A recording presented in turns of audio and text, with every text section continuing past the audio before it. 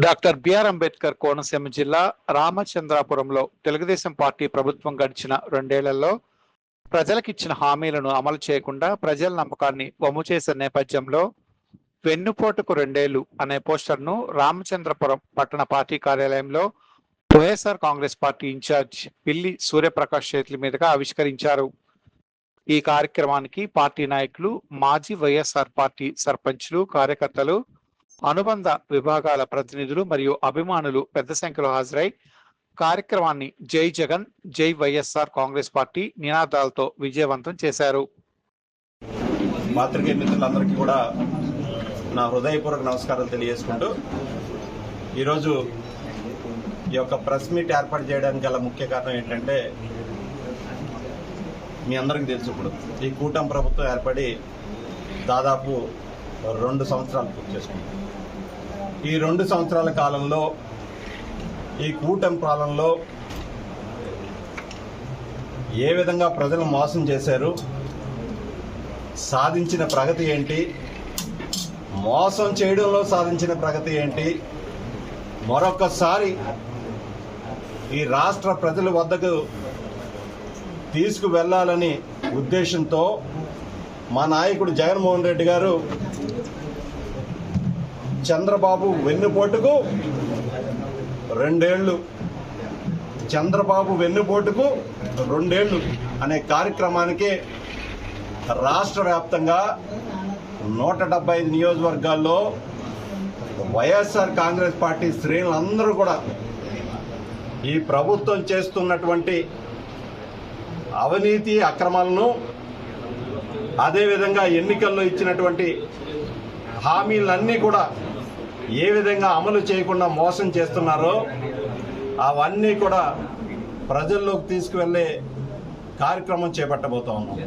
ప్రధానంగా మీరు చూసుకుంటే ఎన్నికల్లో ఏ హామీలు ఇచ్చారు నారా చంద్రబాబు నాయుడు గారు 175 నియోజకవర్గాల్లో పర్యటించి మేము సూపర్ 6 హామీలు ఇస్తాం, గత ప్రభుత్వం కన్నా మిన్నగా ఇస్తాం, ఎక్కువగా ఇస్తాం అని రాష్ట్ర ప్రజలను నమ్మబలికి అధికారంలోకి వచ్చిన తర్వాత 1-2 హామీలని అరాకొర అమలు చేసి సూపర్ 6 హామీలు ఉన్నటువంటి ప్రధాన హామీలన్నీ కూడా ఎగ్గొట్టి ఈ రాష్ట్ర ప్రజల్ని ఏ విధంగా వెన్నుపోటు పొడుస్తున్నారో మన అందరం కూడా చూస్తూ ఉన్నాం. ప్రధానంగా సూపర్ 6 హామీల్లో మొట్టమొదటిగా హామీ తీసుకుంటే ఆడబిడ్డ నిధి అన్నాడు నారా చంద్రబాబు నాయుడు గారు.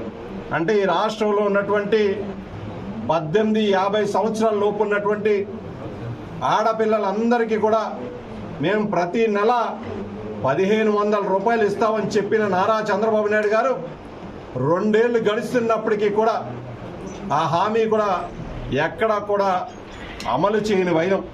మరో పక్క నిరుద్యోగ భృతి అన్నారు. ఈ రాష్ట్రంలో ఉన్నటువంటి నిరుద్యోగులందరికీ కూడా ప్రతి నెల నేను 3000 రూపాయలు ఇస్తానని చెప్పారు నారా చంద్రబాబు నాయుడు గారు. ఆ లెక్కన నిరుద్యోగులకే తీసుకుంటే ఈ 2 ఏళ్లలో 72,000 కోట్లు ఈ రాష్ట్రంలో నిరుద్యోగులందరికీ కూడా అందాల్సి ఉంది. కానీ ఒక్కటంటే ఒక్క రూపాయి కూడా ఈ 2 ఏళ్ల పాలనలో, నారా చంద్రబాబు నాయుడు గారి పాలనలో 1 రూపాయలు కూడా నిరుద్యోగులకు అందివని వైనం. నిరుద్యోగ భృతి ఇవ్వకుండా మెగా డిఎస్సి పేరుతో అవినీతి అక్రమాలకు తెరలేపారు. గత వారం రోజుల నుంచి సాక్షాత్తు పత్రికల్లో చూస్తూ ఉన్నాం, వివిధ మాధ్యమాల్లో చూస్తూ ఉన్నాం. ఫేక్ స్పోర్ట్స్ సర్టిఫికేట్స్ ఇచ్చి నారా లోకేష్ గారు ఉద్యోగాలు కల్పించారు మెగా డిఎస్సిలో. అంటే అనేక రకాలుగా లక్షల కోట్లు చేతులు మారినాయి.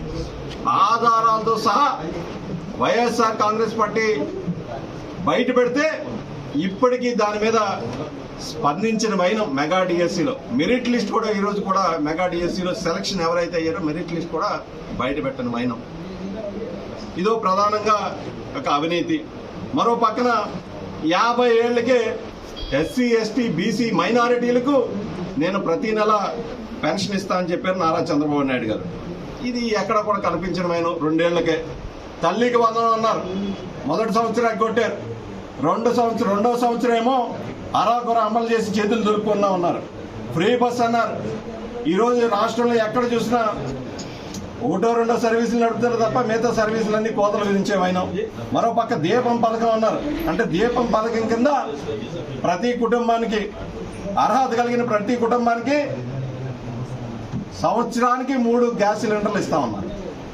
ఆ లెక్కన 2 సంవత్సరాలకి కలిపి 6 గ్యాస్ సిలిండర్స్ ఇవ్వాల్సింది రాష్ట్ర ప్రభుత్వం. ఒక్కటంటే ఒక గ్యాస్ సిలిండర్ ఇచ్చి చేతులు దులుపుకున్నారు నారా చంద్రబాబు నాయుడు గారు. అన్నదాత సుఖీభవ అన్నారు.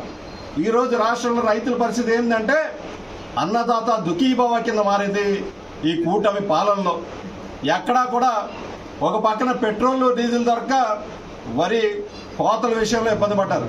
మరో పక్క గిట్టుబాటు ధరలు లభించక ధాన్యం అమ్ముకునే పరిస్థితుల్లో రైతులు ఏ విధంగా ఇబ్బంది పడ్డారో మనందరూ కూడా ఇదే జిల్లాలో, ఇదే రామచంద్రపురం నియోజకవర్గంలో మనందరూ కూడా చూస్తూ ఉన్నాం.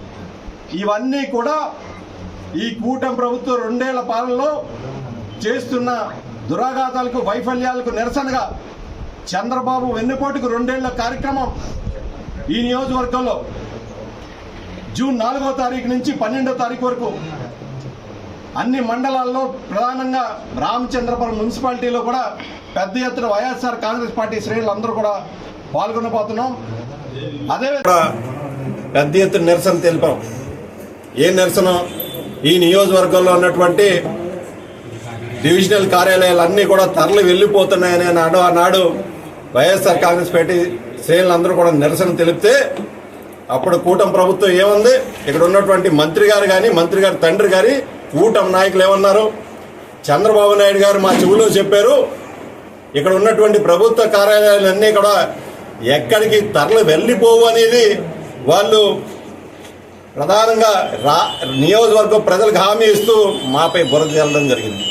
మరి ఒకసారి మీరు చూసుకుంటే సాక్షాత్ ఈ రాష్ట్ర ప్రభుత్వమే ఒక సర్క్యులర్ విడుదల చేయడం జరిగింది. రామచంద్రపురం నియోజకవర్గంలో ఉన్నటువంటి ఎలక్ట్రికల్ డివిజనల్ కార్యాలయం అమలాపురం తరలి వెళ్ళిపోతుంది. ఇటువంటి సర్క్యులర్ కూడా మంత్రి గారి ఆమోదంతో, వాసంశెట్టి సుభాష్ గారి ఆమోదంతో ఈ యొక్క సర్క్యులర్ని విడుదల చేయడం జరిగింది. మేము అడుగుతున్నాం, వైఎస్ఆర్ కాంగ్రెస్ పార్టీ శ్రేణులందరూ కూడా మేము అడుగుతా ఉన్నాం, మీ సమాధానం ఏంటి ఈ విషయంలో? ఆనాడు మీరు ఏం చెప్పారు? ఈరోజు ప్రజలు ఏ విధంగా మోసం చేస్తున్నారు? మిమ్మల్ని గెలిపించినందుకు ఈరోజు రామచంద్రపురం నియోజకవర్గ ప్రజలందరినీ కూడా వెన్నుపోటు పొడిచారనేది వైఎస్ఆర్ కాంగ్రెస్ పార్టీ తరఫున మేము అందరూ కూడా చెప్తా ఉన్నాం. ఇంతేకాదు, ఎక్కడా కూడా ఈ 2 సంవత్సరాల పాలనలో ఈ నియోజకవర్గంలో చూసుకుంటే అనేక గ్రామాల్లో మట్టి తరలించిపోతా ఉన్నారు, ఇసుక తరలించిపోతున్నారు. ప్రభుత్వ కార్యాలయాల్లో, ప్రభుత్వ హాస్పిటల్స్లో టేకి చెట్లు కూడా వదిలిపెట్టట్లేదు వాసంశెట్టి సుభాష్ గారు కానీ, వాసంశెట్టి సత్యం గారు కానీ. ఏ విధంగా అక్రమాలు చేస్తున్నారో ఖచ్చితంగా ప్రతి ఒక్కటి కూడా జూన్ 12వ తారీఖున వైఎస్ఆర్ కాంగ్రెస్ పార్టీ శ్రేణులందరూ కూడా పెద్ద ఎత్తున ర్యాలీలో పాల్గొని మీరు చేస్తున్నటువంటి అవినీతి దురాఘాతాలను ఖచ్చితంగా ప్రజల్లో ఎండగడతాం. మీ అసమర్థల పాలన వల్ల మిమ్మల్ని ఎన్నుకునేందుకు ఈరోజు రామచంద్రపురం నియోజకవర్గ ప్రజలు ఏ విధంగా బాధపడుతున్నారు ప్రజలందరికీ కూడా తెలుసు. మీ కూటమిలో ఉన్నటువంటి నాయకులు కూడా తెలుసు. మీ అసమర్థ పాలన వల్ల రాబోయే రోజుల్లో ఆర్డీఓ ఆఫీస్ కానీ, డిఎస్పీ ఆఫీస్ కానీ, ఎటువంటి జిల్లా కార్యాలయాలు ఇక్కడ ఉండబోవు. వైఎస్ఆర్ కాంగ్రెస్ పార్టీ శ్రేణులందరూ కూడా చాలా స్పష్టంగా చెప్తున్నాం. ఈ నియోజకవర్గ ప్రజలకు ఇప్పటికైనా గమనించండి, ఈ కూటమి పాలనని అర్థం చేసుకోండి, అసమర్థ పాలనని అర్థం చేసుకోండి. ఖచ్చితంగా రాబోయే స్థానిక సంస్థల ఎన్నికల్లో ఈ కూటమి ప్రభుత్వాన్ని ఎండగట్టండి. మీ ద్వారా రామచంద్రపురం నియోజకవర్గ ప్రజలందరూ కూడా కోరుతా ఉన్నాం. Thank you.